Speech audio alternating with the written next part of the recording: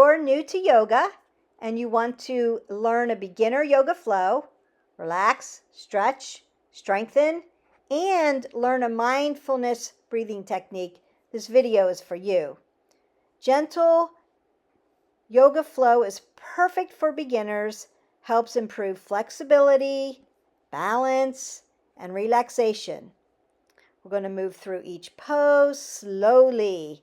I'm going to give directives on form and what it should look like. And we're going to breathe through together, transitioning from one position or one asana to another.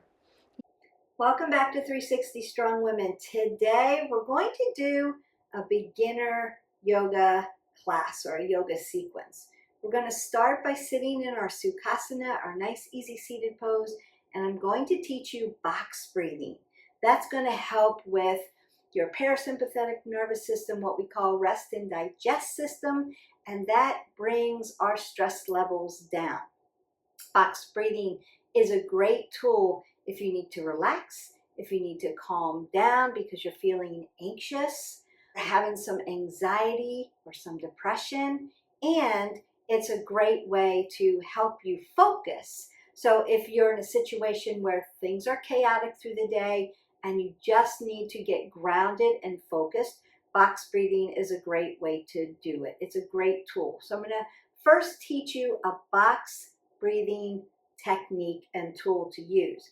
And then we're going to do a very simple beginner yoga flow. We're going to get grounded, and then we're going to do a little bit of a flow. Very gentle, very easy, just an introduction to yoga. If you're just starting out, it will end in our Savasana. We'll end in some breathing, some mindfulness, maybe have a great positive affirmation at the end, and then I'll send you on your way. I'm going to be very directive with where your alignment should be, what it should feel like. So it won't be a flow where it's a breath in, breath out, we move to the next thing. We're going to be holding these very slowly in place. What I have heard from you is, I love the yoga, but sometimes it goes a little fast. If you're a practitioner, you're telling me, I love it, keep going. So if you're a practitioner of yoga and you like the flow, keep going on those, and I will do some more of those. But for those of you who are just starting out, you want to get more grounded, you want to become more familiar with the alignment of our beginning poses, then this is the video for you. All right, so the first thing I want you to do is you're going to get your yoga mat. We want to invest in a yoga mat that feels sticky. And when I say sticky, it's padded but has grip to it, so that when you put your foot down, it doesn't slide. You can stick to it. That's what it means. So it's not actually a sticky mat. I got that comment the other day. What does sticky mean? So it's really important that my words land for you. So great question. It just means it has grip. That when I place my hands or my feet into my mat, they're not going to slide out from under me, because I want to be safe when I'm moving through my yoga flow. I use Jade Yogas. I'm not sponsoring Jade Yogas. They're not my sponsor, but I love Jade Yoga mats. They come in different thicknesses.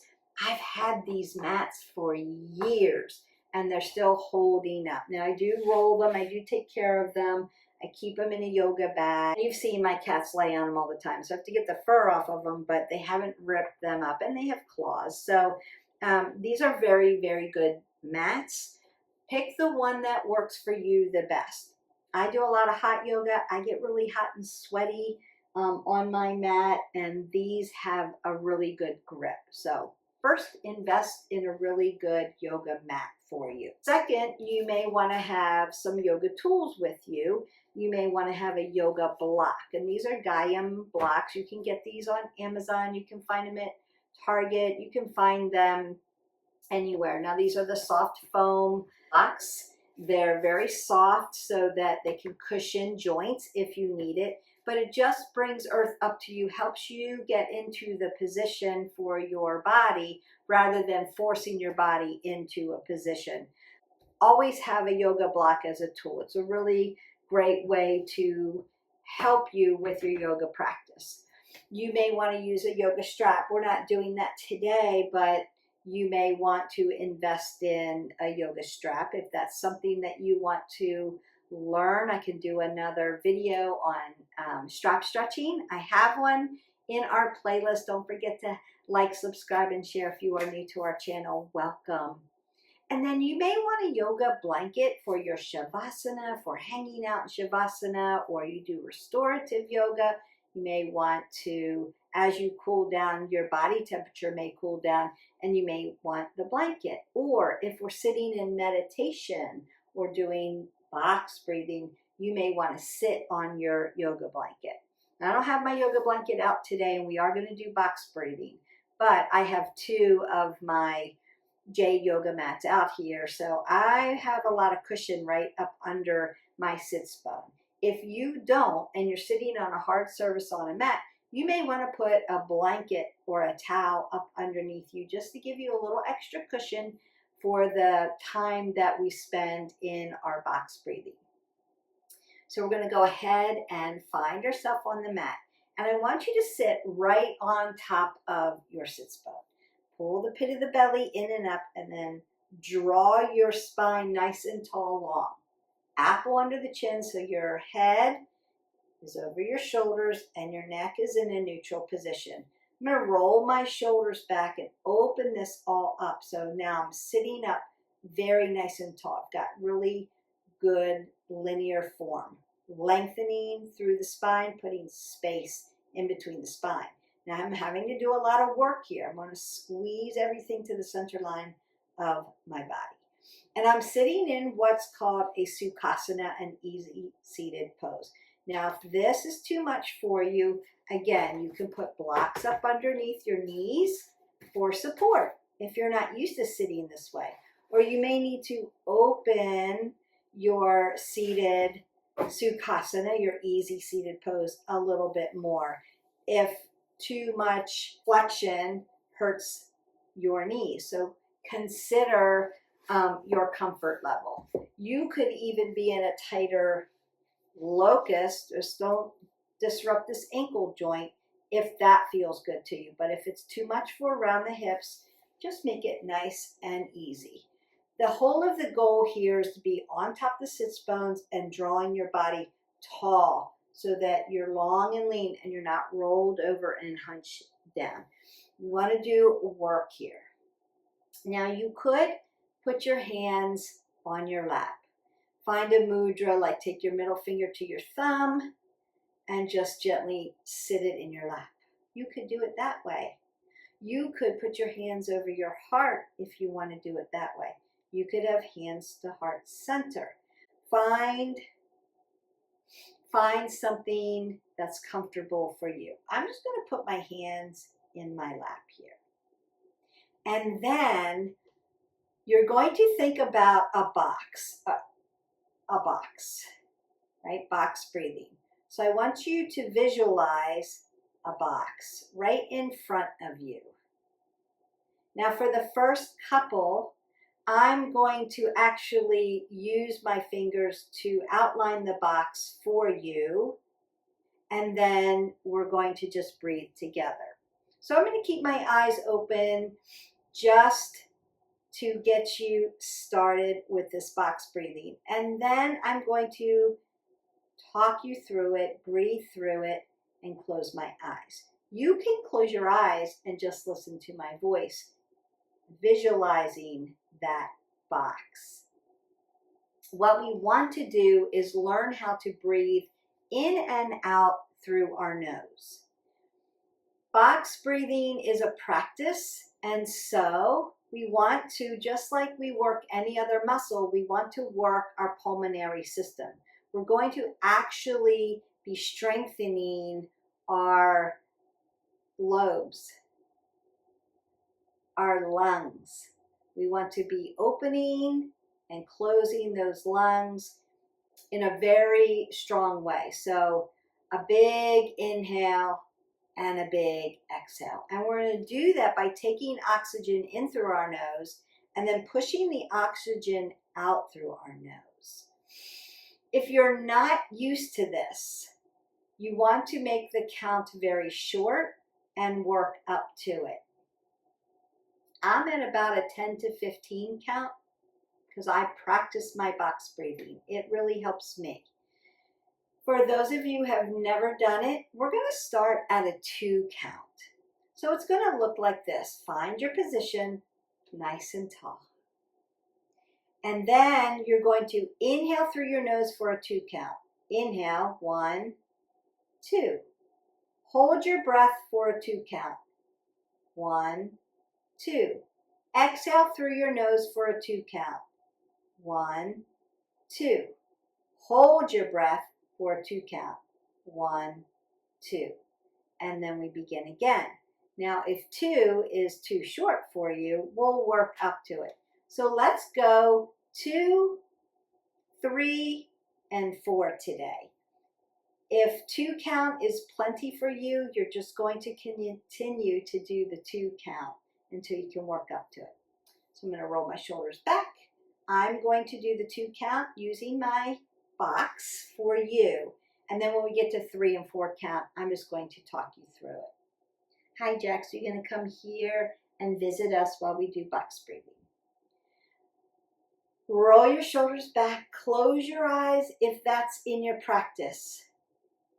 Take a big inhale for 2 through the nose. 1, 2. Hold your breath. 1, 2. Exhale through the nose. 1, 2. Hold your breath. 1, 2. One more time. Inhale. 1, 2. Hold. 1, 2. Exhale. 1, 2. Hold. 1, 2. Very good. Now we're going to go to 3 count unless you're staying with your 2. 3 count. Inhale. Hold. Exhale. Hold. Inhale. Hold. Exhale. Hold. Very good. Now we're going to go to a 4 count. You can stay at 2, work to 3, or try 4 with me. I'm going to inhale through the nose, hold, and then exhale through the nose and hold. Inhale for 4. Hold. Exhale. Hold. Inhale. Hold. Exhale. Hold. One more time. Inhale. Hold. Exhale. Hold. Big breath in. Open your mouth. Exhale that all away. You can begin to flutter open your eyes and just become aware of your surroundings. So that's what box breathing is. And I would suggest that you practice it and become really efficient in this technique.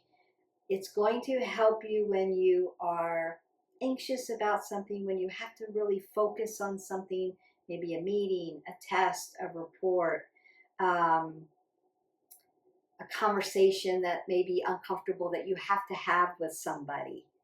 Box breathe before, set your body up for rest and digest your parasympathetic nervous system. It brings down all those stress hormones and sets you up for success.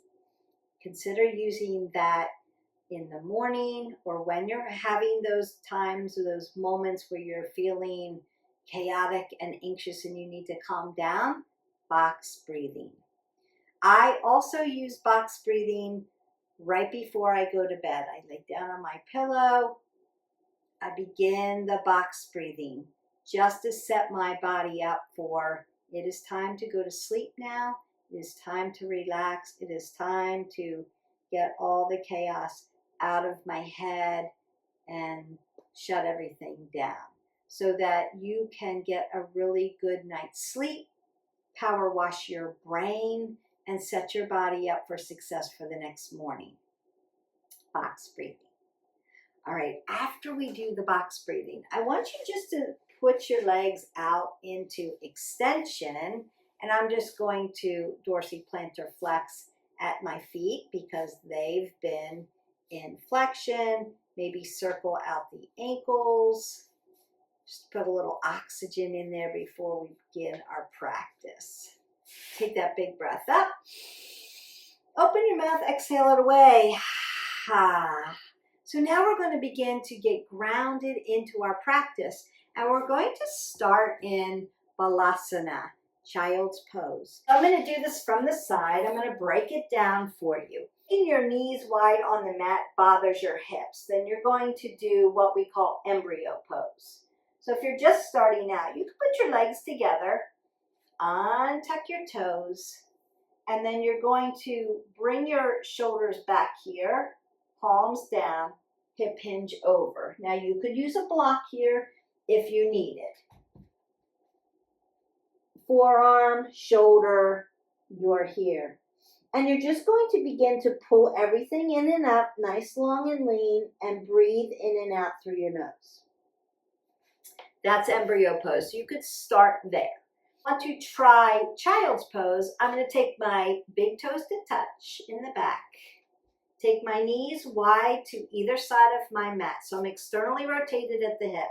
My glutes are going to come down to my heels, and then I'm going to bring my chest all the way down onto the mat. Now, if this hurts your shoulders at all, you could put your hands or your forearms on a block. Bring earth up to you. If this hurts your chest or your head, I can't get all the way down there, Beth. I don't extend all the way down there. Again, you can use a block to bring earth up to you.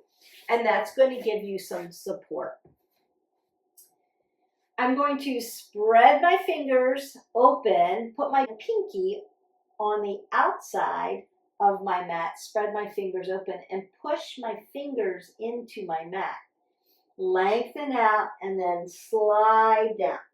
Now, as I inhale, I'm going to lengthen my fingers forward and stretch that out as I become long and lean. And as I exhale out through my nose, I want to drive my glutes towards my heels.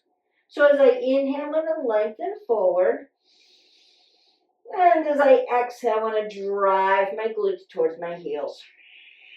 I'm just going to put space in between my spine, lengthen everything out. As I get grounded, big inhale, exhale it away. And one more time, big inhalation. And exhale that all away. Open your mouth and sigh it out. Just push it out. From here, I want to find my tabletop. So I'm going to lift up onto my arms and then slide my knees so that they're neutral. So my hip flexors are going to follow my knees are going to follow my ankles, stacking. And I want to stack into what we call tabletop. Now, if you've been with me, you already know if you put two fists between your knees, you're opening up your hips for your body. And then I'm going to stack into my tabletop. So what do I want to see? I want to see my wrist, my elbow, and my shoulder in one long line. So not here, right up under me. And I want to keep my elbow joint nice and soft. I want to soften those joints. I always want an apple under my chin because I always want my C1 through 7, my neck in a neutral position. So what do I want to do? I want to roll my shoulders back and tuck them back, pin my shoulder blades back together. And I'm either going to look straight down to the mat or to the end of my mat. What am I not doing? I'm not looking up and torquing my neck. I want it in neutral. I want to pull the pit of the belly in and up. And then I want my hip and my knee to stack. So now I'm stacked in my tabletop. Now notice I'm in a toe stand in the back here. I like this. I've always liked it this way in my tabletop. If this doesn't feel good to your toes, maybe you have some arthritis and it doesn't feel good, you can untuck and go to Pada Bandha just like we were when we were in our child's pose. We were pressing the tops of our feet into the mat in plantar flexion. Now that I'm in tabletop, I want dorsiflexion because I want to stretch the bottom of my feet out. All right, so as I inhale, I'm going to take in all that air just like we did in box breathing, and I'm going to put flexion into my back. So I want to soften the belly and put the flexion into the spine. See how my spine dips? Then as I exhale, I'm going to push all that air up. So I'm going to round out my back and push it to the ceiling, like I'm pushing my hands away from the mat. Take another big inhale so we get that nice flexion and extension into the spine. Once we lengthened it out in child's pose, now we want to stretch that spine, make it flexible into cat-cow. This is all part of our grounding. Big breath in. Exhale that away. Big breath out. One more time. Big inhalation. Exhale. Big exhalation. Now you can always tap your toes, widen your knees, slide down to your child's pose. Take a breath in and out. Pop up into your tabletop.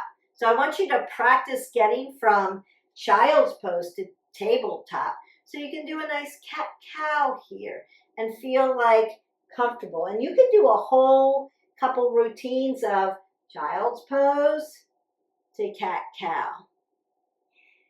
Now from here, I'm going to lengthen my body in downward facing dog. So now I'm going to put my arm a little bit in scapation. Notice how it's not stacked up under me. I'm at an angle here.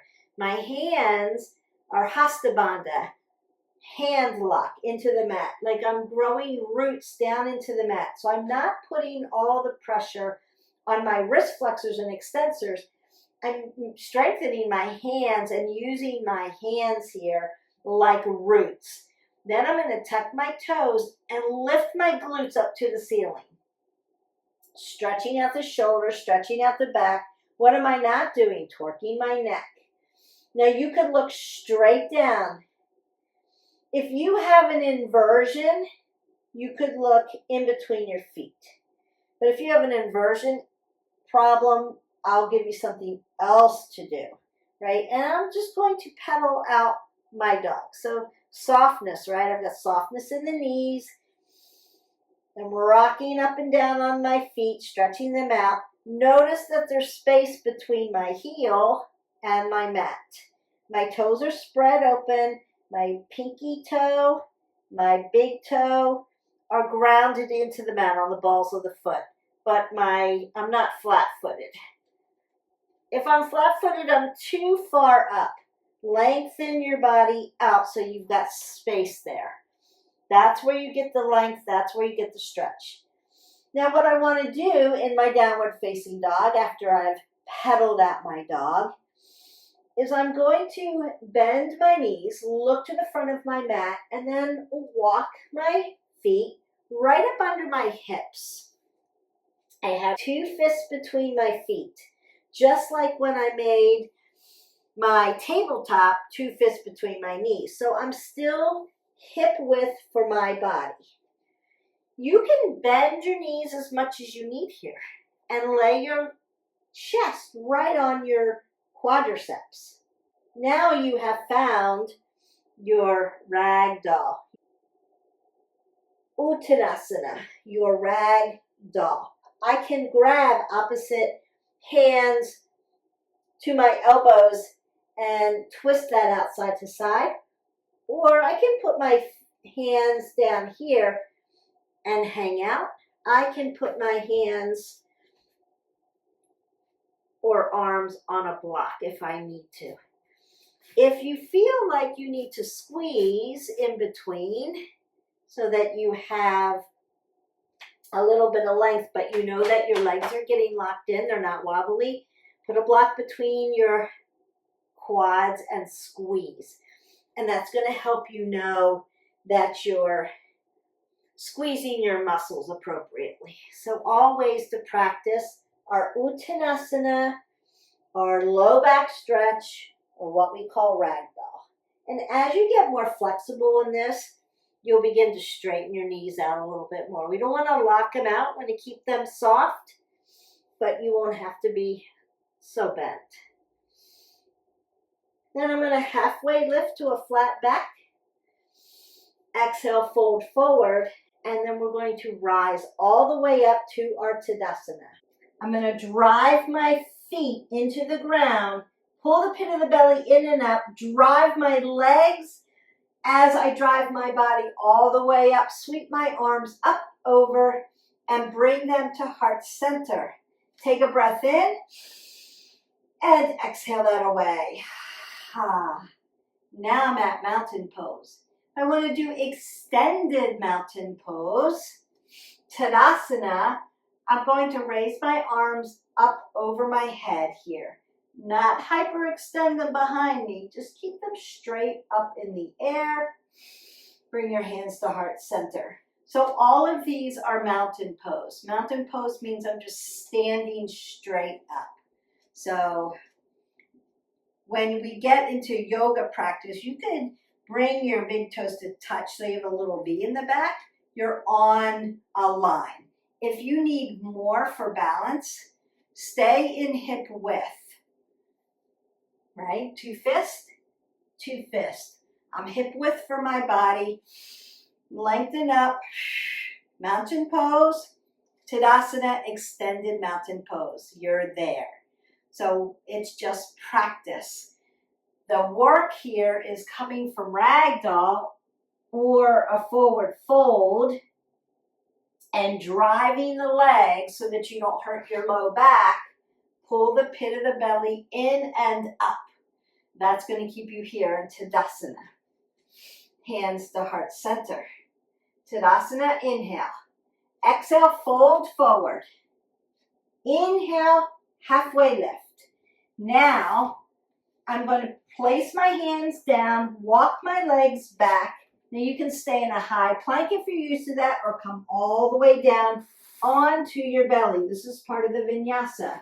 I'm going to untuck my feet, Pada Bandha. Squeeze my legs together, squeeze my glutes. My arms here are shoulder width, but my elbows are in tricep, right? I've got my elbows to my rib cage. I'm not looking up. I'm looking straight to the end of my mat so my neck is what? In a neutral position. And then I'm just going to lift my chest into what we call baby cobra or sphinx pose. I'm going to take 3 breaths in and out here.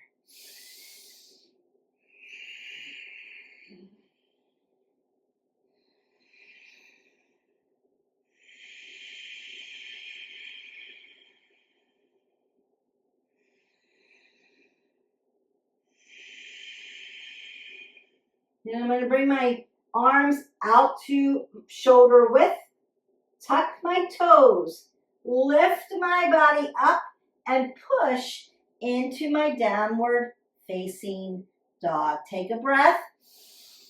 Exhale that away. My left foot is going to drive down into the mat. I'm going to lift my right leg up.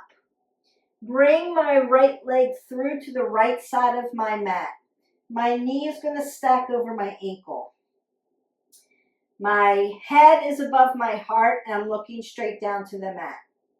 My left foot is going to turn to an angle, about 30 what we call on its knife edge. And I'm going to move my back leg, my left leg, over to the left side of my mat.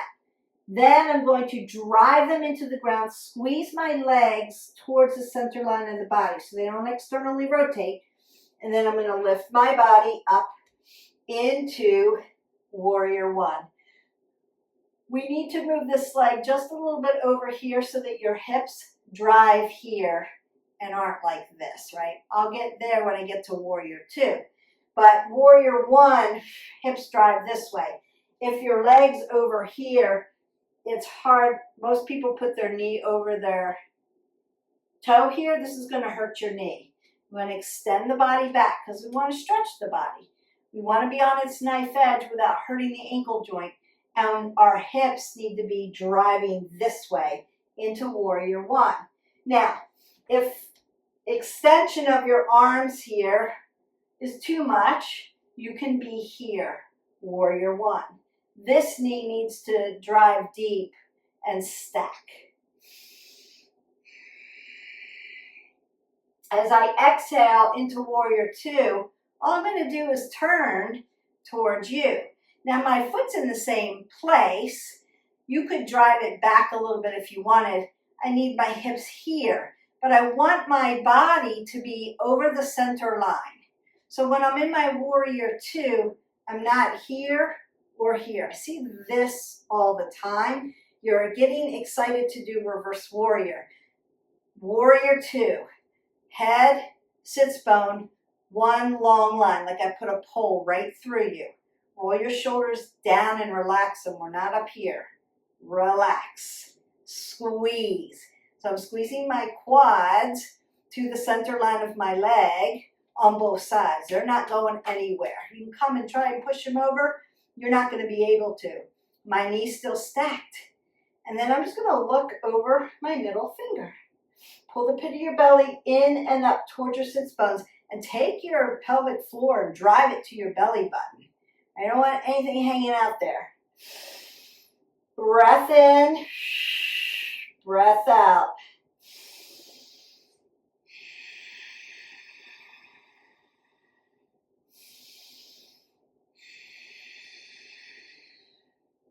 Then you could turn your palm, scoop here, it's like scooping water or scooping air, and lift up for that side body. Now you're in reverse warrior. From here, I'm going to start to straighten knee. I'm going to take a few out because this is beginner. Straighten the knee without locking the knee. So make sure this is moving, has oxygen. So reverse warrior, and then think about tick-tocking down. Straightening the leg and opening up this chest. Opening your heart, looking up to your thumb in Trikonasana. Breath in, breath out. I'm going to bring this other arm over. Look straight down to my mat. Now I'm going to turn my left toe so that toes are facing 12 o'clock. Drop my leg all the way down, untuck, and lift my body up into Anjaneyasana, my low crescent lunge. Get that nice hip flexor stretch. And then I'm going to tuck back into my Adho so I can stretch my hamstring. Just doing a few poses so that you can practice for today. Not a complete flow, but getting in some important ones that we work all the time. Then I'm going to turn my body into standing straddle fold. Both toes are facing, fingers facing you, belly button facing the same way. Notice again, I can bend my knees and go side to side. My apple's under my chin. My head's above my heart. I'm going to drive my belly button to my spine and lift all the way up. Bring your hands to heart center. Now we just want to work the left side. We're going to work around what we call around the world, around the mat. Or if I were to face you, I could do right side and then left side. I just don't want to face the wall and so that you can't see me. So all I'm going to do is turn my left foot to the mat. Move this leg over just a little bit to the left side of the mat. It's already on its knife edge. And all you're going to do is turn your hips, and you're in warrior one on the left side. Stack that knee, pull the pit of the belly up, breathe in and out.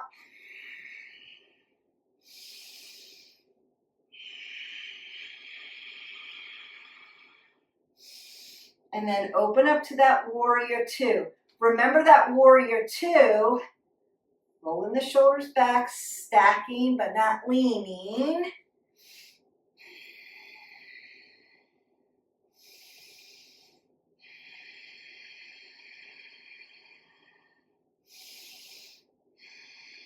I'm going to come up for my reverse warrior, scooping my water, coming back, getting this nice side body stretch, and then tick-tocking down for my Trikonasana on the left side. So the inside of this arch lifts up. My toes are lifted off the mat. I'm tapping my fingers gently on the outside of my hand and lifting my body up. If this is hard to get to, use a block. Bring your body up. Use your tools. Then I'm going to put my arm down, turn my back toes, drop my leg all the way down, untuck, lift up into my low crescent lunge, my Anjaneyasana. Stretch that hip flexor.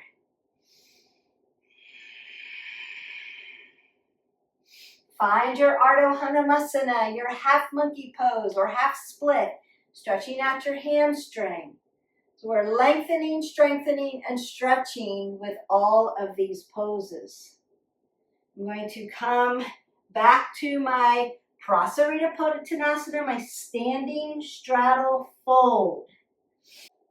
Virabhadrasana, then a halfway lift to a flat back, and then bring my leg through in extension and find my Paschimottanasana, my seated forward fold. Now I'm going to grab a block. I want my legs to squeeze into each other. Nice extension, that feels good. Toes are going to dorsiflex towards the knees. Roll the shoulders back. Make everything really long and tight like we did at the beginning when we were in our seated pose. If you have hamstring issues, soften those knees, put a block up under them. It's going to help you get a nice stretch in that hamstring without tearing anything. If you're very flexible, you're going to put your block on the end of your feet. I want to pull everything in and up and lengthen tall. Crown of the head to the top. Now I want my crown of the head and my sits bone to be in one long line. So I'm not going to drop my head below my heart. That's going to make me dizzy. And I'm not going to dump my shoulders. So roll the shoulders back, lift up, and then bring them around to the side so that you grab those toes or your block. Roll the shoulders back down. Now you'll notice if you put a pole or a rod of some kind from my crown of my head to my sits bone, it's in one long line. I'm not rounding out my back. It's nice and flat. So I'm going to inhale, lengthen out everything. Exhale, fold forward and get that nice stretch. You need to get that stretch in your low back and your hamstrings around your hip. Big inhale and an exhale. 2 more times. Big inhalation. It's a great stretch. Exhale it out. Love it. Meet yourself where you are. If you need the blocks up under you nice and soft, do it that way. Big inhale and a big exhale. And then I'm gently, gently, gently going to rise up from there. Notice that I'm always checking my shoulders and my hips. They want to follow each other, and I want to roll them back and keep them stacked so that they don't dump forward. I want to be long and lean. Really good posture. From here, I'm going to bend my legs. We're almost to the end. I want to squeeze my legs together. I don't want them hanging out here. Squeeze them together. Now you could hold them here. I'm going to to rotate my arm back and then lift my body up and then bring this arm on the outside and squeeze them together. So as I inhale, I want to lift up, and as I exhale, I want to twist open. Inhale, lift up. Exhale, twist open. One more time. Inhale, lift up. Exhale, twist open. Beautiful. And then I'm going to come back to center and go to the other side. So I'm just going to move this way so that you can see me. But I want to make sure you're not doing this, that you're actually squeezing everything together. I'm going to squeeze my legs tight. I'm going to rotate the shoulder out. Now this is an assisted Lord of the Fish pose because my hand's over here and it's not here. I'm twisting without. So I'm supporting my back here. This arm comes to the outside, but this leg squeezes to this leg. They squeeze together. Lift up, breathe in, and then twist it open, rinse out that spine. Big inhale, big exhale. One more time. Big inhalation and big exhalation. And then you're going to lengthen out your body, roll all the way back. I'll roll this way into your Savasana, your deep and final rest. So very gently, very purposefully lay down and take up space. So palms up. Let your legs just go soft. Take a big breath in. Open your mouth and sigh it all out. Now close your eyes.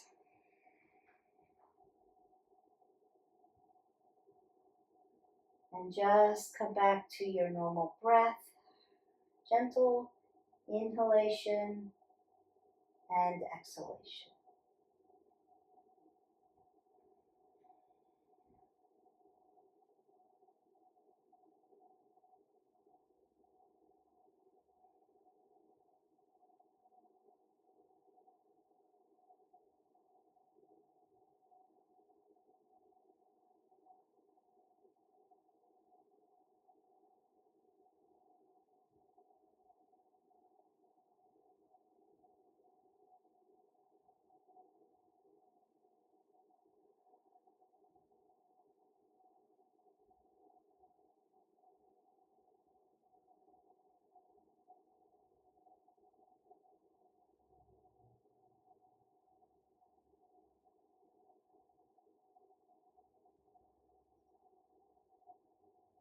Just let everything go soft. There's nothing to hold on to.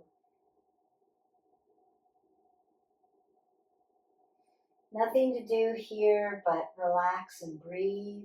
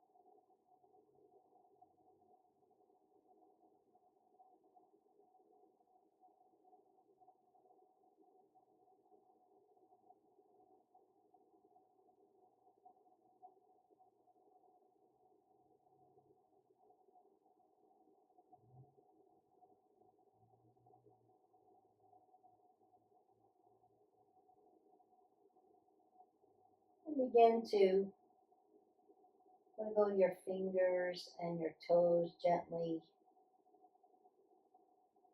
Maybe circle at your ankles and your wrist.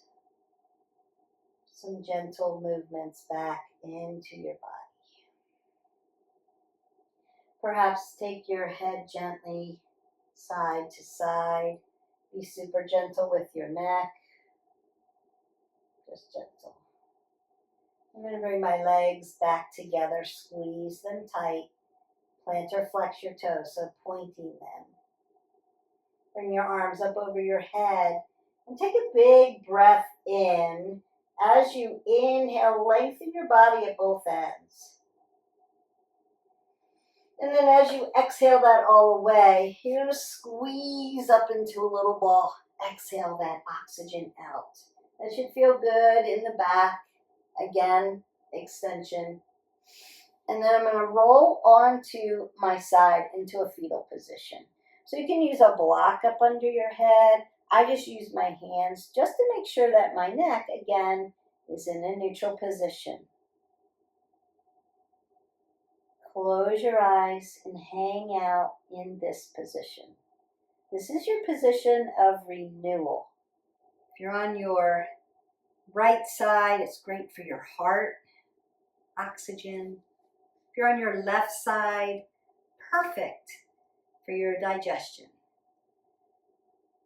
Consider each time you practice to keep switching sides just to give your body mechanics some balance, some restoration.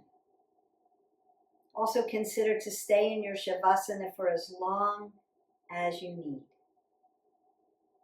And once you find your position of renewal, your fetal position, stay there as long as you need.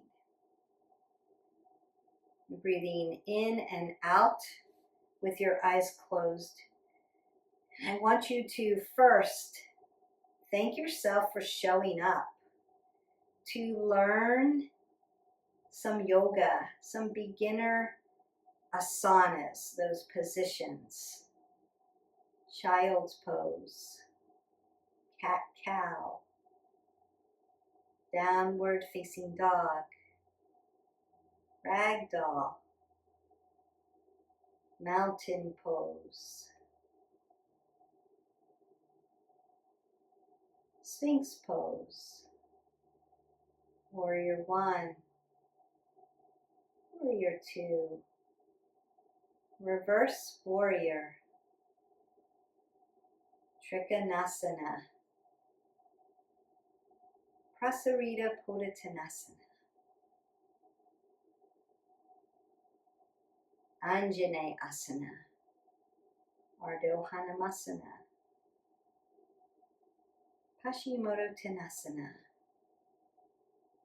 Lord of the Fish, Savasana.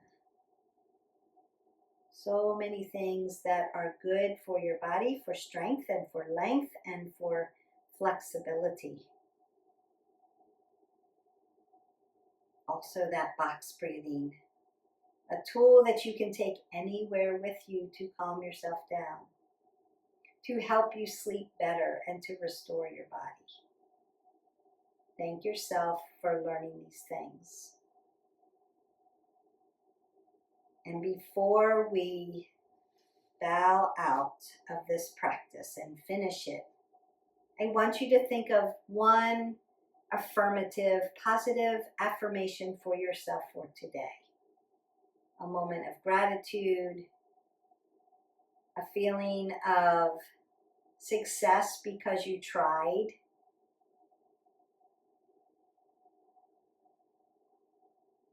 and a yearning to try again tomorrow. Maybe something different. With your eyes closed, come up to your seated position, your Sukhasana, where we started. I want you to put your hands together. Thumb knuckles are going to touch your heart, Anjali Mudra. Take a big breath in. Exhale it all away. Bring your thumb knuckles up to your forehead center. May the love and the light in me always honor, see, and appreciate the love and the light in each of you. And then you bow and say, Namaste. Namaste. And you are done. And the Namaste, the bowing, that just means to bow. So you're just finishing your practice with some gratitude. You did it. You got through and learned some box breathing, some basic asanas that you can flow together. Consider that the timing doesn't have to be fast and quick. Now, if you want more of a metabolic burn and you want to do it that way, you can do the vinyasa, the flow through, over and over and over, breath in, breath out, go to the next one. If you're still learning about how my body feels in this position, what does my alignment look like, I'm still learning the technique, then slow it way down. Stay in as many breaths as you need. And that's it. Just keep in the practice and you'll get better and want to learn more. And then you can go into our yoga practice, our yoga playlist, and practice all you want. We've got all types of yoga. There's yin, there's restorative, there's power yoga, there's mashups, there's yoga bada, which is with a little hit. It's all there for you.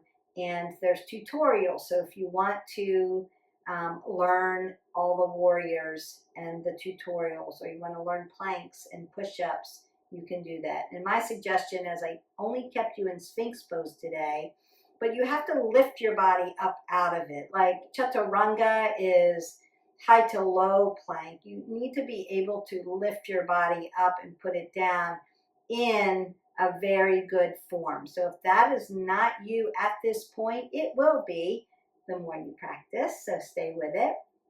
You just have to strengthen your body and know the technique, the form. Form over everything else. So nice and slow, slow and steady as you go to get your form. Once you know it, you can flow it. So again, we want to drink our 8 ounces of water. Even though we were going slow, you're still moving. We moved our 20 minutes. And that's what we want to get in. At least 20 minutes. We want to make it varied. So tomorrow you're going to pick something different. Go into our playlist and just hit movement. Pick something other than this practice today. And then just keep going. Drink your 8 ounces of water. We need to hydrate our bodies. Helps our metabolic system work better for us. If you have questions about the form for these asanas that we did today, just leave me a comment below and I will get back to you on how it should feel, how it should look, maybe break it down a little slower for you, or what else can I add to this to make it a fun flow. So there's all of that. Consider that with yoga, it's a practice. It looks different every day and you want to make it fun. So it doesn't have to be the same routine every day. You can mix and match your flows as long as the form is on point. So have a great day. I'll see you for the next video. Bye.